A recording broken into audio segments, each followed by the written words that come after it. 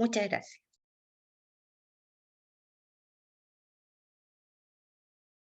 ¿Se ve? Sí, perfectamente. Ya.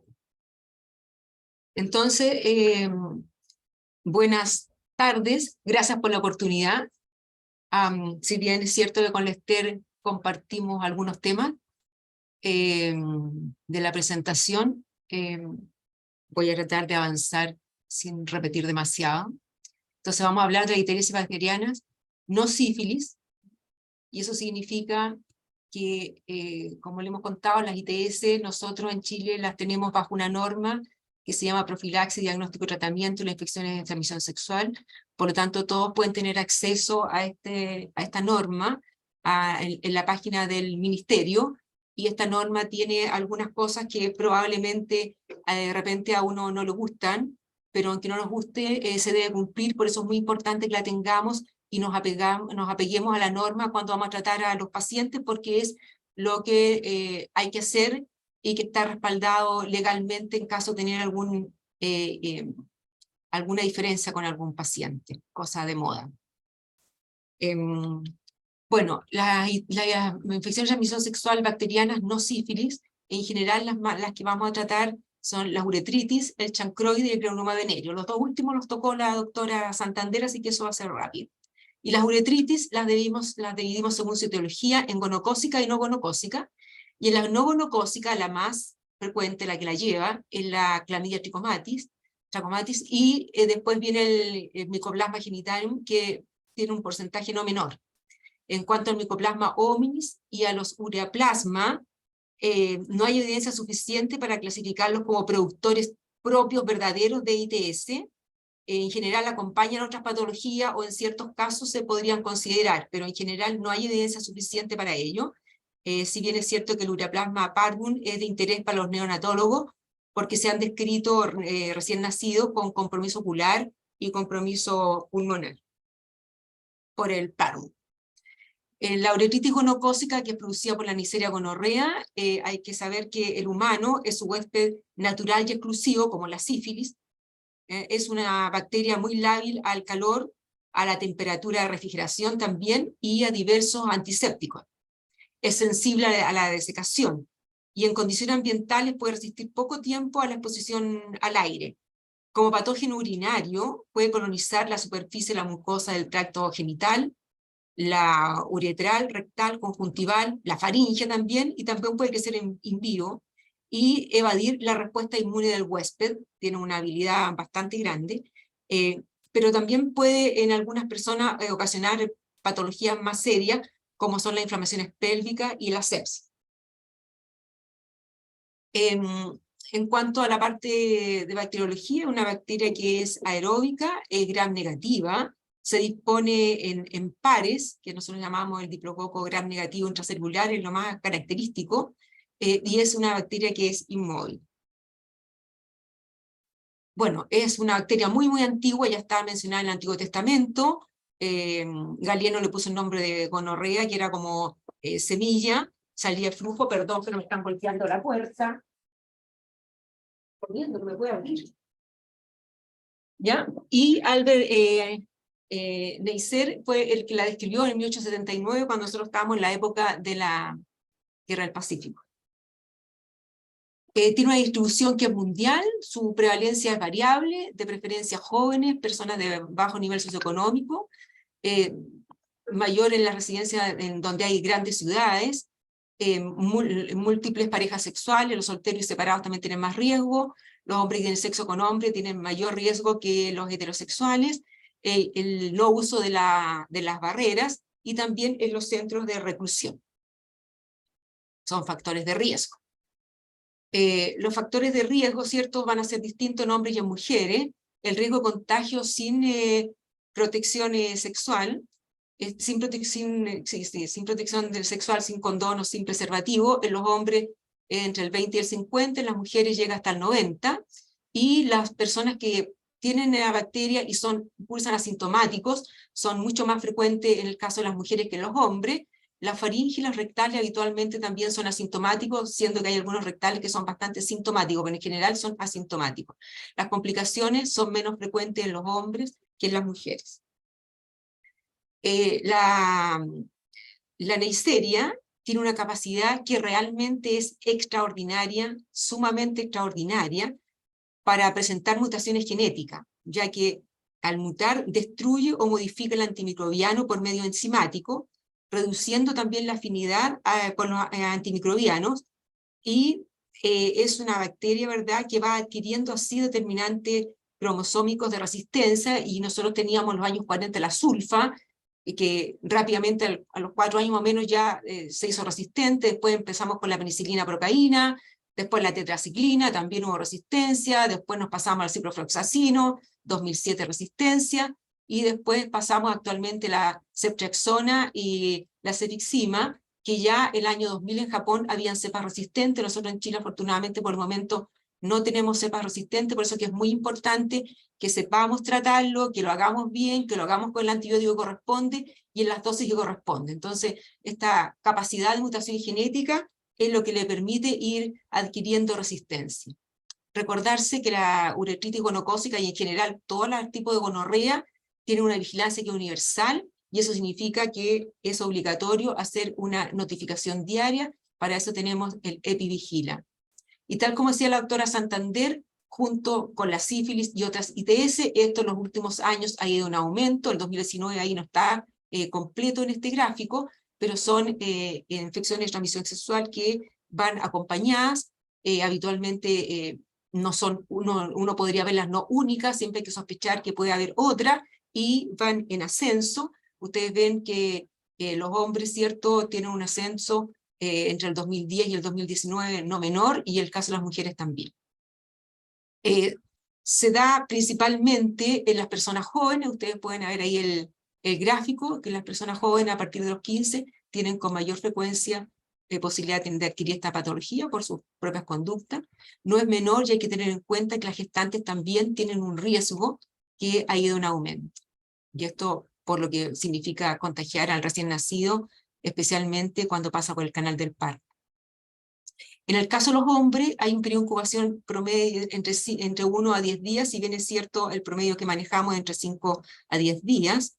Se caracteriza por un flujo purulento o mucopurulento, puede no tener disuria, puede no haber eritema en el meato urinario, puede haber edema y puede haber linfangitis o alguna otra sintomatología. Nosotros habitualmente la correlacionamos con un flujo purulento, si bien es cierto que en algunos casos el flujo podría no ser purulento, y algunos pacientes nos llegan que ya han tomado antibiótico, por eso las características del flujo podrían variar. Así que igual siempre hay que sospechar. Son distintos tipos, pero si ustedes se fijan, son todos flujos purulentos. Los pacientes a veces son con flujos tan extensos que llegan con toallas higiénicas para no manchar la ropa. En el caso de las mujeres, bueno, entra en el cervix, puede pasar al útero, a las trompas, y ocasionar también un proceso inflamatorio pelviano. La transmisión sin tratamiento puede durar años, y las mujeres, como veíamos, es frecuente que sean asintomáticas, y cuando nosotros instauramos el tratamiento, se interrumpe rápidamente la transmisibilidad. El periodo de las mujeres de la incubación en general un poquitín más largo, tiene este flujo purulento que se ve en el cervix, por eso que es importante contar con una matrona que nos puede ayudar a los exámenes, y que nosotros no tenemos la expertise suficiente, pero habitualmente son las matronas las que nos ayudan muchísimo en esto. En el caso de las mujeres puede o no haber disuria, habitualmente no, pueden tener un sangrado intermenstrual o poscoital, un dolor abdominal bajo, y acordarse que inicialmente es asintomático, y habitualmente las mujeres son asintomáticas. Aquí la visión del cuello, ¿cierto? En el caso de las infecciones rectales, tanto hombres como mujeres, estas son con frecuencia asintomáticas, estas proctitis, ¿cierto? Aunque algunos pacientes siempre tienen esta secreción anal purulenta, que andan siempre con esta sensación de una humedad permanente en la región anal. Parece que me corrí de diapo. Esto lo habíamos visto. Me corrí. Perdón, apreté el botón del lado en vez de apretar el botón que va hacia abajo. Ya, entonces decíamos que hay otros tipos de infecciones también, que puede ser la faringe habitualmente asintomática, tiene un poco de eritema de la zona, puede tener adenopatía y podría tener también exudado purulento. Las complicaciones son distintas en hombres como en mujeres, ¿cierto? Por razones obvias. En los hombres tenemos la epididimitis, la orquitis, la estenosis viral, la prostatitis aguda o crónica, y en algunos casos, que es más infrecuente, la infertilidad.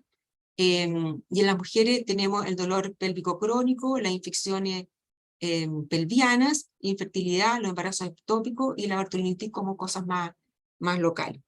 También la gonorrea podría tener otras complicaciones ya sistémicas, como podrían ser la peripatitis, una infección diseminada por una sepsis, ¿cierto? Estas infecciones son más frecuentes en las mujeres. Se producen en general entre la primera y tercera semana de la infección primaria, y también puede haber endocarditis, meningitis y la artritis, que es una cosa que nosotros habitualmente nos enseñan de la artritis gonocócica, rodillos, tobillas, muñecas. En cuanto a la parte de otra ubicación, que es la ocular, en los adultos es algo infrecuente, que habitualmente es unilateral y se debe a que no nos hacen un aseo de las manos y se frotan los ojos, y ahí ellos mismos autoinoculan la bacteria, produciendo un edema de párpado, un edema, ¿verdad?, de la conjuntiva y de la córnea. Tiene una secreción purulenta que es abundante, tiene un periodo de incubación corto y puede llevar a la ulceración de la córnea, y eso puede producir ceguera. Son bastante sintomáticas. En el caso de los recién nacidos, esa es la razón por la cual se les hace una profilaxis y la oftalmia gonocócica posparto a todo recién nacido con una solución oftálmica de cloranfenicol al 0,5%. Es lo que usamos nosotros según lo que dice por el momento nuestra norma. La transmisibilidad es bastante alta para el recién nacido, una madre que tiene una cervicitis gonocócica que puede llegar hasta el 50%. En cuanto al laboratorio, tenemos 3 técnicas que son súper importantes.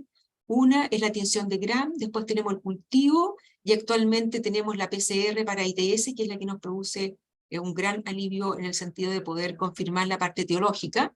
La tinción de Gram es mucho más, tiene mayor productividad, tanto sensibilidad, en cuanto a los pacientes que son sintomáticos. En los pacientes asintomáticos su sensibilidad es bastante menor, pero sintomático es bastante buena. Al igual el cultivo, que es bastante bueno en los pacientes que tienen uretritis sintomática. En los asintomáticos baja, bueno, y en el recto y el endocervix también baja, porque hay competencia con otras bacterias que no permiten, ¿cierto?, que nosotros podamos detectar tan fácilmente este gonococo. Y lo que usamos actualmente principalmente son la PCR ITS, en el cual tiene una alta sensibilidad y una alta especificidad. Hay que ver qué es lo que dice el fabricante, de qué muestras se pueden tomar, pero en general del cervix y de la orina son lo que más utilizamos, y en ese también tomamos de la parte rectal. Hay que recordar que no hay que engolosinarse con la PCR, porque hay que hacer un seguimiento de la resistencia antimicrobiana del gonococo. Por lo tanto, siempre debiéramos tomar además muestra para tinción de Gram y para cultivo, porque ese cultivo, esas cepas, se deben mandar al ISP para que puedan hacer la vigilancia.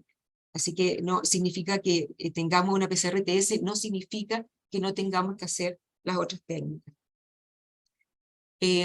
Acordarse que todas las personas con sospecha diagnóstica de gonorrea deben ser estudiadas con un cultivo para la vigilancia de la resistencia antimicrobiana. Eso es muy importante. Hasta el momento, como decíamos, no hay cepas resistentes en Chile a la ceftriaxona. Sí las hay a la acitromicina y al ciprofloxacin.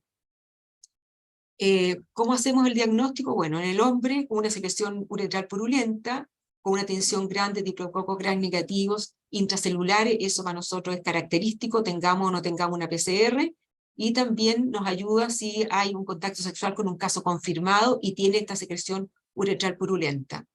En el caso de las mujeres, secreción cervical purulenta, con un laboratorio que sea compatible, o sea, si encontramos que hay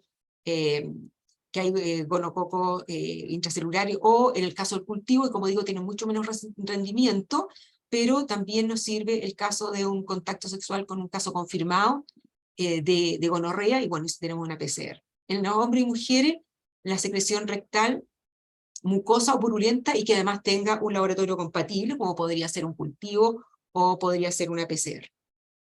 Ahora, los casos confirmados, que son los que nosotros vamos a notificar porque los casos en que nosotros hacemos el diagnóstico o sospechamos el diagnóstico, aunque no tengamos todos los elementos, siempre que sospechamos el paciente debe ser tratado. Pero no todos los pacientes que son tratados son pacientes que son notificados. Los pacientes que notificamos son aquellos en los cuales hemos confirmado el diagnóstico. ¿Y cómo confirmamos el diagnóstico? Un paciente que tiene una secreción purulenta o mucopurulenta, que tiene un Gram negativo con diplococos intracelulares, ¿verdad? Y o con un cultivo positivo y o con una PCR para ITS positiva para gonococo. En el caso de las mujeres, ¿a qué mujeres vamos a notificar? Las que tengan una secreción purulenta o mucopurulenta, que tenga un cultivo positivo o que tenga una PCR para ITS, ¿cierto? Para gonococo positiva. También es importante en el caso de las mujeres, porque a veces es más difícil por la competencia que hay bacteriana a nivel cervix, el antecedente de un contacto con un caso confirmado. En cuanto al tratamiento, bueno, vamos a nombrar aquí el tratamiento que está en la norma, porque lo que contaba la doctora Santander es algo que todavía está en trabajo y en discusión. Por el momento la norma dice que la gonorrea se trata con la ceftriaxona, 250 miligramos intramuscular como dosis única, o sea, por una sola vez. La ceftriaxona a esa dosis en general no produce dolor. En algunos casos se colocan en algunas partes 500 miligramos para irnos con otras normas. La de 500 miligramos a veces, no siempre produce tanto dolor, pero mayor dosis sí. Por el momento en la que usamos nosotros 250 miligramos no duele más que la penicilina benzatina. En caso de no poder usar la ceftriaxona, tenemos la cefiximina y recordar siempre que en el caso de no poder usar alguno de estos medicamentos que son de primera línea, tenemos el uso de la acitromicina, que tenemos que tener en cuenta que en Chile también hay cepas resistentes para la acitromicina. En esos casos, si hubiera que usarla porque no tenemos otra posibilidad, tenemos la acitromicina que hay que usar 2 gramos en forma oral. Pero en general se usan por una vez en el sentido de dentro de 24 horas, no se usan los 2 gramos juntos porque tiene una tolerancia gástrica muy mala y el paciente la vomita. Entonces habitualmente uno le da 1 gramo y después de unas cuantas horas le da, dentro de las 24 horas, les da el otro gramo. Dependiendo, ¿cierto?, de la ubicación de la gonocosia, es el tipo de tratamiento que vamos a hacer, ¿verdad? Por ejemplo, si es faringe va a ser una dosis como la uretritis, pero en el caso de la artritis, esto requiere un tratamiento que es diario, pero ya requiere 10 días, o sea, ya es bastante más largo. Y la conjuntivitis, bueno, es como la habitual, y al igual que en el caso de la embarazada, pero en el caso de que sea una artritis, el tratamiento es bastante más largo. Acordarse que siempre hay que asociar cuando sospechemos una uretritis gonocócica, porque lo habitual es que nosotros veamos al paciente y lo sospechemos, porque los exámenes no los vamos a tener de inmediato. Entonces tenemos que tratarlo en ese momento, porque también es probable, como decía la doctora Santander, que estos pacientes no vuelvan. Si le tomamos el examen y esperamos el examen para hacer el tratamiento, es probable que los perdamos. Por lo tanto, tienen que ser cosas simultáneas. Tomar los exámenes y hacer el tratamiento. Como es muy frecuente que existe una coinfección entre la gonorrea y la clamidia, ¿cierto? En muchos estudios se ha visto que el laboratorio, cuando uno hace PCR, encuentra PCR positiva para gono y también para clamidia. Según los estudios, entre el 40 y hasta el 60% de los casos podrían coexistir en el mismo paciente en el momento que nosotros los vemos. Por lo tanto, es la oportunidad para tratarlos. Y lo vamos a tratar con la ceftriaxona, 250 miligramos intramuscular por una vez, y le vamos a agregar acitromicina 1 gramo. 1 gramo si que estamos usando, ¿cierto?, ceftriaxona para la agua. Así que eso hay que tenerlo presente, no hay que perder la oportunidad de tratarlo. Entonces, se trata y se toman los exámenes. Recordar siempre que a todos los pacientes con estas patologías venéreas hay que hacer seguimiento y es muy importante los contactos para poder cortar la cadena de transmisión. Importante tener súper claro el tratamiento, porque uno ve que muchos pacientes a uno le llegan de los servicios de urgencia de otros lados, tratados con cefalosporina, ¿cierto? Y nos encontramos con que eso también aumenta la resistencia y esto nos podría llevar, ¿cierto? Así como han aparecido cepas que son resistentes a la citromicina, resistentes a la ceftriaxona, que en este momento no tengamos algún tratamiento antimicrobiano bueno para ofrecer a estos pacientes. Por lo tanto, es importante que manejemos bien que el tratamiento es con ceftriaxona y no con otros medicamentos que no están en la normativa y que no se usan a nivel mundial. Bueno, dentro de las otras uretritis, que son las uretritis no gonocócicas, tenemos otros agentes bacterianos que más bien para nosotros antes de tener esta PCR eran un síndrome clínico, o sea, o era gonocócico o no era gonocócico, y que tienen cierto con un flujo uretral. Actualmente tenemos más posibilidades de poder detectar el agente causal, acordarse, cierto, que son frecuentes las coinfecciones y la principal coinfección con la gono es la clamidia. Nosotros en Chile no notificamos la clamidia, así que no sabemos si la clamidia para nosotros es más frecuente o no que la gonorrea. En Estados Unidos ellos tienen, en los datos 2020-2021, tienen declarada 1.600.000 clamidiasis y 700.000 gonos, o sea, las clamidias para ellos son más del doble que las gonorreas. Nosotros en este momento no lo sabemos porque no tenemos estudios al respecto ni la notificamos. Así que siempre hay que pensar que es muy probable que estén juntas, y como digo, la más frecuente es la clamidia, que puede llegar hasta una asociación bastante alta con la gonorrea. En el caso de la clamidia, ¿cierto? La segunda bacteria frecuente es el micoplasma. Lo otro que habíamos dicho que está en el ureaplasma, que el problema que tenemos, que no hay evidencia suficiente, salvo que sea lo único que tiene el paciente, la única bacteria que tiene, y que además sea muy sintomatológico. Pero hay otras causas también que nosotros no vamos a tocar, que son las tricomonas, el herpes, que lo van a ver más tarde, entre bacterias y otras levaduras. Respecto a lo que les decía, la IUSTI, que es el organismo técnico de la IDS a nivel internacional europeo, no recomiendan un screening de rutina, tanto a hombres como mujeres asintomáticos, para buscar micoplasma hominis, urealítico y uraplasma. Ellos no lo recomiendan porque en general no está comprobado que en realidad den ITS, y porque muchas veces se empiezan a tratar pudiendo crear resistencia, y porque especialmente los ureaplasma tienen la mala idea de quedar como parte de la flora.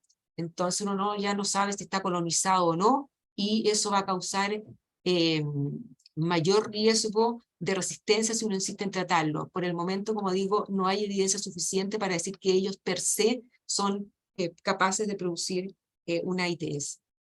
La clamidia es una bacteria gram negativa, es intracelular obligada, es muy buena, como al igual que el gonococo, para eludir el sistema inmune, y establece un equilibrio con el huésped, produciendo una infección prolongada que es persistente y que muchas veces es asintomática. Vive en el ser humano de dos formas, hay varios serotipos, dependiendo del serotipo, la patología que va a producir.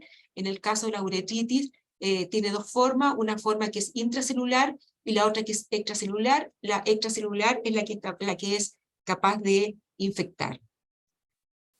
Es asintomática, como decíamos, en el caso de los hombres, pero mucho más en el caso de las mujeres, y en Estados Unidos, como lo notifican y hacen estudios, es la principal causa de esterilidad en las mujeres. Así que eso hay que tenerlo presente. Es importante siempre tratar.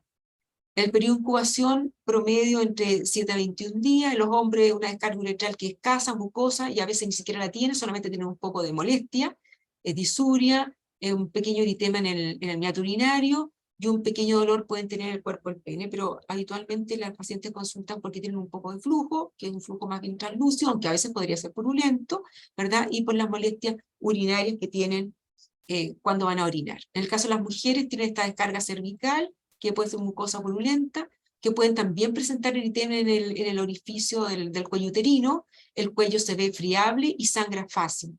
La mujer puede presentar picazón y algunas parestesias a nivel de la uretra, pero en general asintomática. ¿Hay complicaciones? Sí, hay complicaciones en el hombre, ¿cierto? La epididimitis, la proctitis, la artritis, la tenosinovitis, el síndrome de Reiter, que es una cosa que nos han enseñado cuando estudiamos medicina. En las mujeres, la cervicitis, salpingitis, enfermedad inflamatoria pelviana, y acordarse de que debe ser para nosotros también una causa importante de infertilidad. Lo que pasa es que no tenemos los estudios suficientes. En cuanto a las complicaciones oculares, al igual que la gonococa, el gonococo igual puede producirla, es muy similar. En los recién nacidos se produce entre el cuarto y el sexto día postparto, generalmente bilateral porque se contagia en el canal del parto. Hay eritema y edema de los párpados, secreción purulenta conjuntival, y hay que estar atento porque podría llevar a la ceguera. En cuanto al laboratorio, bueno, Antes decíamos teníamos que tener un test de Gram con polimorfos nucleares mayor de 5 por campo, y no había que tener diplocropiográn negativo en la muestra, y el cultivo de la Neisseria, ¿cierto? Tallin-Martin o agar chocolate tenían que ser negativos. Entonces, como un diagnóstico de exclusión, nosotros tratábamos a los pacientes y hacíamos el diagnóstico. Actualmente, la idea está que esté en todo Chile. Tenemos, ¿verdad?, la PCR para ITS, que es bastante sensible y específica, como uno puede ver en la parte de los exámenes. ¿Cómo vamos a hacer el diagnóstico? El criterio diagnóstico, bueno, los hombres con esta secreción uretral que es un poco media mucosa, media transparente, con una tinción de Gram compatible, es decir, más de 5 polimorfos nucleares, y que no tenga diplococlos Gram negativo intracelulares. Ahora, si nosotros hacemos tratamiento solo con acitromicina y el paciente sigue o vuelve, hay que pensar también que no le hemos hecho tratamiento a la gonorrea y hacer estudio de gonorrea. Además, el diagnóstico nos sirve esta PCR ITS positiva. En el caso de las mujeres, la secreción cervical, ¿cierto? El sangramiento intermenstrual o coital, estos dolores abdominales que también producen la parte de la parte del PIB, ¿cierto? Y la molestia para orinar. La PCR también positiva nos ayuda bastante, ¿cierto? Se toma fácilmente y las matronas nos ayudan harto en esto. Ahora, ¿cuál es un caso confirmado? Pero nosotros en realidad no lo notificamos, pero sí nos sirve para tener una idea, ¿cierto? Esta secreción uretral o cervical positiva con un Gram compatible, como decíamos, un cultivo de Tallin-Martin que sea negativo, y súper importante, ¿cierto?, tener la PCR positiva, porque eso nos ayuda a poder confirmar nuestro diagnóstico. En cuanto al Mycoplasma genitalium, que es la otra bacteria que es capaz de producir uretritis, generalmente da una uretritis que puede ser sintomática o asintomática, pero es culpable entre el 20 al 40% de las uretritis persistentes, o estas que tienden a volver y a volver. Si nosotros tenemos una PCR que detecte Mycoplasma genitalium, lo más probable es que lo vamos a encontrar, ¿ya? No es tan infrecuente. Puede producir cervicitis asintomática, ¿cierto? Y es culpable de la cervicitis clínica hasta un 30% según los estudios, así que, como digo, no es tan infrecuente. También se encuentra a nivel rectal, en el caso de los hombres que tienen sexo con hombre, hasta el 26%, en cambio en las mujeres el 3%. Y los estudios a nivel de faringeo no están claros todavía, no hay cifras muy convincentes. El tratamiento, tanto de la clamidia como el micoplasma, se hace con acitromicina, 1 gramo oral, una dosis única. En el caso de que por alguna razón no tengamos acitromicina o el paciente no la puede tomar, entonces se usa la doxiciclina, 100 miligramos cada 12 horas por 7 días. Esto es lo mismo que está en la norma, acordarse que siempre hay que asociarlo al tratamiento de la gonorrea, siempre el tratamiento deben ir juntos. En los casos de uretritis o cervicitis que sean persistentes, y que hemos hecho un buen tratamiento, considerar la resistencia antibiótica, y se podría usar un tratamiento alternativo. Pero también hay que tener súper claro que los pacientes nuestros tienen bastante posibilidad de recontagiarse. Así que hay que tomar un examen nuevo y acordarse en los casos del abono del cultivo. En la mujer embarazada o en lactancia, bueno, el tratamiento con la acitromicina es lo mismo, solamente que no podemos darle doxi, así que ellas se le da tratamiento con eritromicina, ¿cierto? 500 cada 6 por 7 días. Recordad que la tolerancia gástrica a la acitromicina es bastante mala. En cuanto al hemófilos, bueno, ya se los contó la doctora, es un bacilo Gram negativo, tiene un periodo de incubación también de menos de una semana, también es por contacto sexual exclusivo, no tiene una transmisibilidad tan alta como otros, ¿cierto? En una relación de primer contacto. Los portadores asintomáticos son infrecuentes, porque como decía la doctora, estas úlceras son bastante dolorosas, y al haber una úlcera, como todas las ITS que produzcan una solución de continuidad, aumenta bastante la transmisión o el contagio que uno pudiera tener con el VIH. Entonces, como decíamos, la lesión es dolorosa, comienza con una pápula eritematosa sensible, que se transforma en una pústula, que posteriormente se ulcera, tiene este halo rojo que es bastante característico, puede ser única o múltiple, bota un exudado purulento en un fondo que se ve como sucio, no es indurada, por eso le llaman el chancro blando, es muy dolorosa, tiene este fondo granulomatoso, como pueden ver arriba, y este borde con este halo eritematoso. Como decía la doctora, las lesiones cuando se tocan producen este contacto en espejo. Tienen el 50% de los casos pueden tener una linfadenitis regional, que es sensible también, habitualmente es unilateral, tiene eritema de la piel que lo cubre, produce un bubón, o sea, este aumento de volumen que muchas veces se vistuliza. Y esta patología del ganglionar es más frecuente en los hombres. Como decíamos, es un cocobacilo gram negativo, pues se encuentra intra y extracelular, se disponen como en cardumen, como ven ustedes en la imagen que está abajo a la derecha. El cultivo tiene una sensibilidad y especificidad bastante baja, perdón, el gram. Y el cultivo tiene una sensibilidad del 75% en medios que son enriquecidos, y es bastante difícil de cultivar porque requiere una tecnología bastante especial, no es fácil de obtenerla. La PCR por el momento no existe, y solamente técnicas que son in-house, pero que no están disponibles. Así que no tenemos elementos de laboratorio tan importantes como pasa con los otros que tenemos nosotros en la PCR, que nos ayudan bastante a hacer un diagnóstico definitivo.